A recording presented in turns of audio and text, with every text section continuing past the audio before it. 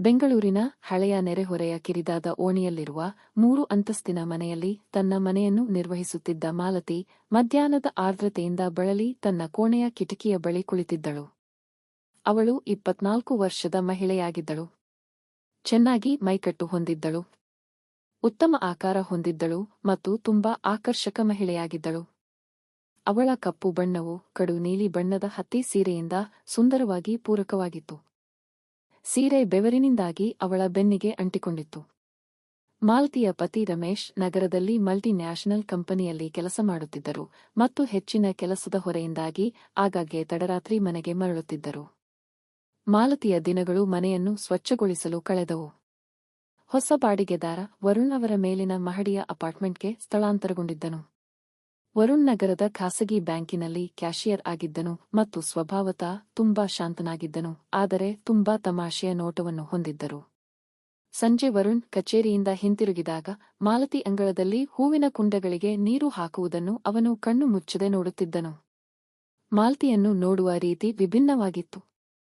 ಇಂದು ಮಧ್ಯಾಹ್ನ ಇಡೀ ನೆರೆಹೊರೆಯು ಶಾಂತವಾಗಿ ಜನರು ಕೂಲರ್ನ ತಂಪಾದ ಗಾಳಿಯಲ್ಲಿ ಮಲಗಿದ್ದಾಗ ಮಾಲತಿ ತನ್ನ ಅಡುಗೆಮನೆಯಲ್ಲಿ ಊಟವನ್ನು ಸಿದ್ಧಪಡಿಸುತ್ತಿದ್ದಳು. ಇದ್ದಕ್ಕಿದ್ದಂತೆ ವಿದ್ಯುತ್ ಕಡಿತಗೊಂಡಿತು. ಮಾಲತಿ ತನ್ನ ಸೀರೆಯ ಪಲ್ಲುವನ್ನು ಸಡಿಲಿಸಿ ಸ್ವಲ್ಪ ತಂಪಾದ ಗಾಳಿಯನ್ನು ಹುಡುಕುತ್ತಾ ಬಾಲ್ಕನಿಗೆ ಹೋದಳು. ಆಗ ಅವಳು ವರುಣ್ ಅಲ್ಲಿ ನಿಂತಿರುವುದನ್ನು ನೋಡಿದಳು. ವರುಣ್ ಮುಗುಳ್ನಗುತ್ತಾ, ಇಂದು ವಿದ್ಯುತ್ ಎಲ್ಲರಿಗೂ ತೊಂದರೆ ನೀಡಿದೆ. ಮಾಲತಿ ತನ್ನ ಪಲ್ಲುವನ್ನು ಸರಿಪಡಿಸಿಕೊಂಡು, ಹೌದು ವರುಣ್, ಫ್ಯಾನ್ ಇಲ್ಲದೆ ಒಂದು ಕ್ಷಣ ಕುಳಿತುಕೊಳ್ಳುವುದು ಕಷ್ಟ. ವರುಣ್ ಟೆರೇಸ್ ಮೇಲೆ ತಂಪಾದ ಗಾಳಿ ಬೀಸುತ್ತಿದೆ ಎಂದು ಸೂಚಿಸಿದನು. ನೀವು ಬಯಸಿದರೆ ನೀವು ಅಲ್ಲಿ ಸ್ವಲ್ಪ ಸಮಯ ನಡೆಯಬಹುದು. ಮಾಲತಿ ಒಂದು ಕ್ಷಣ ಯೋಚಿಸಿ ನಂತರ ಮೆಟ್ಟಿಲುಗಳ ಕಡೆಗೆ ಹೋದಳು.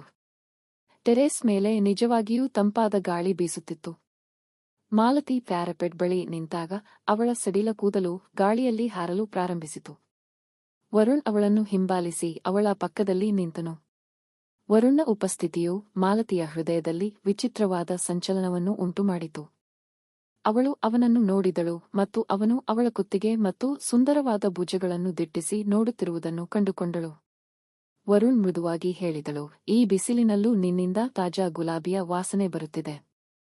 ಮುಜುಗರದಿಂದ ಮಾಲತಿ ತನ್ನ ನೋಟವನ್ನು ಕೆಳಕ್ಕೆ ಇಳಿಸಿದಳು, ಆದರೆ ಅವಳ ಮುಖದಲ್ಲಿ ಗುಲಾಬಿ ಹೊಳಪು ಹರಡಿತು. ವರುಣ್ ಧೈರ್ಯವನ್ನು ಒಟ್ಟುಗೂಡಿಸಿ ಮಾಲತಿಯ ಕೈಯನ್ನು ಹಿಡಿದನು. ಮಾಲತಿ ಹಿಂದೆ ಸರಿಯಲಿಲ್ಲ, ಬದಲಿಗೆ ಅವನ ಬೆರಳುಗಳ ಸ್ಪರ್ಶದಲ್ಲಿ ಅವಳು ಬಹಳ ದಿನಗಳಿಂದ ಹುಡುಕುತ್ತಿದ್ದ ಸಾಂತ್ವನವನ್ನು ಅನುಭವಿಸಿದಳು.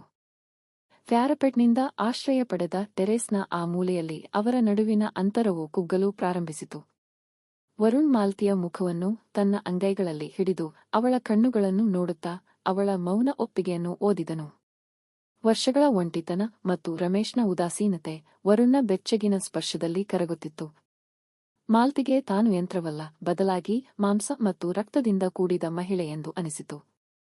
ವರುಣ್ ಅವಳ ಕಿವಿಯಲ್ಲಿ ಏನೋ ಮೃದುವಾಗಿ ಪಿಸುಗುಟ್ಟಿದನು, ಅವಳ ಇಡೀ ದೇಹದಲ್ಲಿ ನಡುಕವನ್ನು ಕಳುಹಿಸಿದನು. ಅವಳು ಕಣ್ಣು ಮುಚ್ಚಿ ವರುಣ್ನ ಎದೆಯ ಮೇಲೆ ತಲೆ ಇಟ್ಟಳು.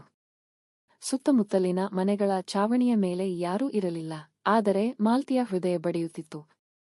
ಈ ಸಂಬಂಧವು ಸಮಾಜದ ದೃಷ್ಟಿಯಲ್ಲಿ ಸ್ವೀಕಾರಾರ್ಹವಲ್ಲ ಎಂದು ಅವಳಿಗೆ ತಿಳಿದಿತ್ತು, ಆದರೆ ಇಂದು ಅವಳ ಮನಸ್ಸು ಹೆಚ್ಚು ಹಗುರವಾಗಿತ್ತು.